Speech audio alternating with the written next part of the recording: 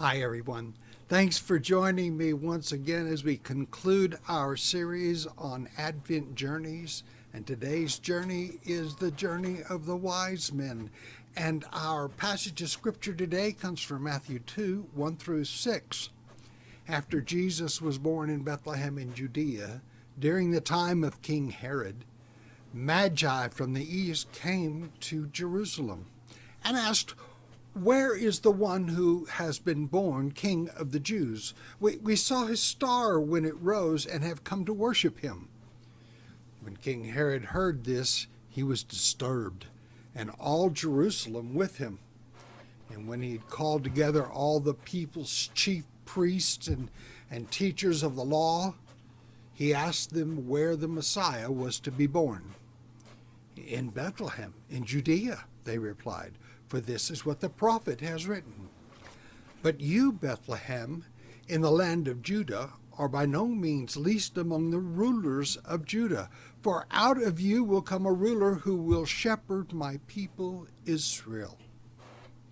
God bless the reading of his word, the word of God for the people of God. Melchior. The old sage rubbed his hands gently above the burning candle as he let his cold fingers receive warmth from the burning wick. The chill of the night pulled at him to return to his chambers for a warm blanket and some rest, but he wanted to finish the work he had on his writing table, or at least get to a stopping point. Tomes, scrolls, and parchments surrounded where he worked, both on the table and on the chairs around it, with others scattered around the floor. The single large candle on the candlestand was the only source of light in the room, and as the flame danced to the breeze from the open window, shadows frolicked and played in the light. He might have been distracted if not for his focus on completing his work. Being an astrologer by trade, this wise man, a counselor in the king's court, meant many long nights sorting through sundry texts and prophecies, cross-referencing them in order to determine what was to come next from what had been foretold. His fingers were stiff from his constant grip on the quill in the chilled air. If he had been in his rooms, he could have closed the windows, but up in the research tower where he worked, there was no way to close off the breeze. A fire burned in the fireplace, but did little to warm the room. The scratch of the quill across the parchment was the only sound other than the hourly call from the watchtower. He made his own ink from lampblack and glue, and he was starting to run low, which meant that he would need to set aside time in the next few days from his studies in order to make more. It was difficult to read by the candlelight, but he had done so for years and had gotten used to it. However, as he aged, he had noticed that reading by candlelight was becoming more difficult as his eyesight began to fail. He wasn't sure how he was going to be able to continue his work when he was no longer able to see and be of use to his king. Dip, scratch, scratch, scratch, dip, scratch, scratch. His writing added a rhythm to the otherwise quiet evening. His robes were dirty and needed to be cleaned. He had not had time to give them to the washerwoman. He would need to make time. They had begun to itch. Dip, scratch, scratch, scratch. Pause. Suddenly there seemed to be more light coming into the room from the window. How strange. The moon had not yet risen this evening, but yes, there was a gentle light streaming in from the unshuttered window. The old mage rested his quill, rose from his seat, and moved to the opening to better see what might be causing the light. Unfortunately, his view out the window was not conducive to viewing the light's source. He moved from the window to the staircase that opened out onto the roof, and carefully he climbed, praying that the object would still be there when he reached a better vantage point. Opening the door, he stepped out onto the roof.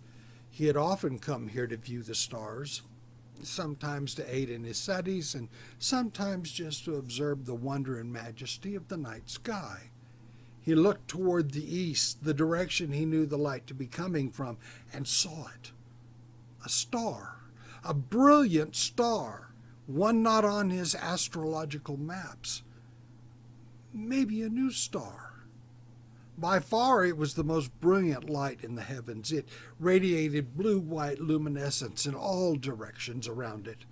The star was so very different than the other stars of the night. The tail was long, descending almost to the earth itself. And yes, it was in the direction of Jerusalem. What could that mean? Something nudged his mind and tickled his thoughts, but he couldn't quite latch on to it. He needed to check something in his text. Not wanting to leave the parapet, he forced himself back downstairs to the reference room. He began moving books and scrolls and parchments around, looking for an old Hebrew reference. Yes, there it is, the ancient Hebrew text known as Numbers. Oh, how he wished his eyesight were better as he moved the text closer to the candle. He read intently through the tome, looking for an obscure reference that plagued him. The sage remembered his training and studies and thought about what the star could mean. Yes, the rising of such a star meant the birth of a new king. Ah, here it is. I see him now, I behold him, but not near. A star will come out of Jacob, a scepter will rise out of Israel. He will crush the foreheads of Moab, the skulls of the people of Sheth. Edom will be conquered. Seir, his enemy, will be conquered, but Israel will grow strong. A ruler will come out of Jacob and destroy the survivors of the city. But wait. Moab, Sheth, and Edom had already been destroyed. What could that prophecy mean, and why now? What king is being born at this moment? Where? Why? The sage forced himself to calm his confusion and think. Micah, the Hebrew prophet Micah. Micah had something to say about this. The king's counselor pushed more scrolls around, threw open text, shoveled through parchment, and eventually found the text for the Hebrew prophet Micah. Now, where was this reference? I know it's here. Where is it? Here, I have it. But you, Bethlehem, in the land of Judah, are by no means least among the rulers of Judah, for out of you will come up a ruler who will shepherd my people. This has to be it. I must be to Jerusalem to see for myself, he shouted out loud. A guard came pounding on his door. Counselor, are you in need? Are you okay? Open the door. I've come to check on you. The sage hurried to the door the best he could and opened it. Yes, I'm all right, but quick, I need 2 messengers. Be quick about it. The guard hurried in search of 2 messengers, and the mage went to his writing table and scribbled out two messages, one for each of his friends, Balthazar and Caspar. They simply said, "Have you seen it? In the east? Come quick. We must be off to Jerusalem. We must see this for ourselves. Bring treasure for this new king." Just as he finished writing the notes, the messengers arrived. Excitedly, he spoke to them in a loud voice. "Leave now and deliver these messages with the utmost urgency." And the messengers nodded and hurried off to deliver the message to the kingdoms where Caspar and Balthazar served the courts of their own kings. The sage returned to his writing desk and started planning for the journey, but he couldn't concentrate. Instead, he rose, grabbed a blanket, and climbed back up on the roof. For the rest of the night, he sat on the roof and stared at this new object in the heavens, his mind heavy with the implications of events soon to take place. He has come. I must make preparations to the journey and worship this new king. I see change ahead. The new king will turn this world upside down, and I will be there to witness it. Throughout the Bible, we read about men who were part of this or that king's court. We have Daniel serving as a wise man for Belshazzar and Xerxes. Joseph served Pharaoh. Nehemiah was in the service to the court of Artaxerxes. Mordecai, the cousin of Esther, ended up serving as a wise man in the court of Xerxes. Jehoshaphat sought the counsel of Elisha. The counsel of any wise man was considered invaluable to kings around the world. Wise men were involved in all kinds of different sciences, including but not limited to the paranormal. They studied ancient texts, interpreted dreams, searched for evidence and substantiation of prophecy. And they often offered prophecy themselves as well. It was also a dangerous job, and if you were relatively good at your profession, the king profited from your advice. You would often be rewarded with a high position and additional wealth. However, if the counsel you gave led to a loss for the king, you might be imprisoned, banished, or killed on the spot. Being summoned by a king to provide counsel must have given the sages of the time an adrenaline rush, knowing what was at stake. They lived a good life as long as their wisdom had value for the king. The Bible does not tell us who these wise men were. It does not give us their names. It doesn't even tell us how many of them there were. It is tradition and several Greek texts written around 500 AD with a few references to Eastern books and scrolls that provide us with this information. Some of those Eastern texts say that there were 12 magi. I only bring this up to say that where our biblical references and traditions merge, it leaves us a bit fuzzy with the details. And what we do know is that the wise men who had brought gifts to the newborn king weren't slackers. These men would have been highly respected by the chief rulers of their day. They had no problem getting an audience with Herod when they arrived in Jerusalem. These men would have been counted among the greatest thinkers of their time, much like our great scientists and influencers today. They would have been known wherever they went. And when they spoke, it was with confidence and authority. Herod didn't question their quest, but I imagine he was a bit confused to know that these great seekers of wisdom had entered his kingdom looking for a baby born who would be the greatest king the world had ever known. And all of his own counselors, sages, and astrologers had somehow missed this. They attest to knowing about the prophecy, but the event itself had just seemed to miss getting their attention. And like most kings, Herod was not one who enjoyed surprises, and this one had blindsided him. Even worse, it had occurred over a year before. I'm sure that they would have been embarrassed that they missed this event, and I imagine that Herod was probably considering some personnel changes in his court. Here was this group of well-known scholars bringing information that he was totally unaware of, and they brought treasure, not for him, but for a baby who was going to displace him, since he obviously couldn't trust his own advisors. He would just let these smart guys from far away do the work that his own counselors should have done in the first place. He would let them find a baby, and when they'd gone back to wherever they came from, he would just take care of the problem himself. He did ask these wise men to let him know when and where they found the child so that he could go worship the child himself. Herod treated everyone around him like a pawn in a chess game, including the baby Jesus. These wise men had no problem finding the Christ child.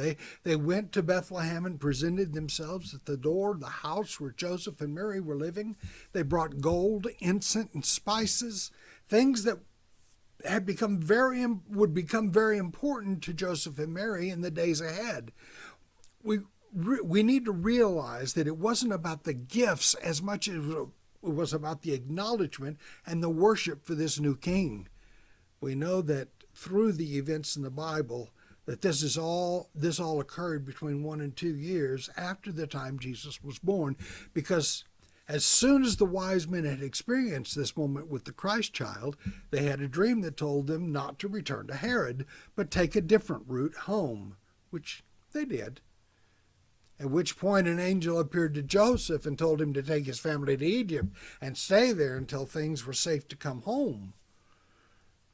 Just when we think that Herod couldn't do worse than he already had, he orders all the boys in Bethlehem who were 2 years old or younger to be killed in an effort to save his own throne. Little did he realize that he would die soon after this proclamation. It isn't until after Herod's death later the same year that Joseph returns with his family, not to Bethlehem, but to Nazareth, where Mary and Joseph's journey began when she was pregnant and about to deliver. It is at times like these that calendars are not our friend. Various calendars and ways of determining dates have changed and been modified for ages, and they don't always line up with each other. Even the people that keep track of all that scratch their heads. Trying to determine an accurate timeline can make one's head spin. Jesus was born under the Julian calendar, which was established in 46 BC and based on a 10-month cycle. It was revised several times before the Gregorian calendar, which was instituted in 1592. Most scholars now agree that Herod died in 4 BC, which really messes up our Christmas story timeline, since we commonly accept that the birth of Jesus marks the change in the direction of the calendar. The order from Herod is documented in both the Bible and the history books, so I'm not really sure the details of the date of Jesus' birth matter so much. I am perfectly willing to let the calendar scholars deal with the inconsistencies as long as the chronology is accepted. Our focus when we look at these wise men and their journey should be that they saw the sign in the sky, and they dropped everything else to come and worship the new king. And they brought with them the means to help Joseph to get his family out of Bethlehem in advance of the events that Herod was putting into motion. After Jesus was born in Bethlehem in Judea, and during the time of King Herod, Magi from the east came to Jerusalem.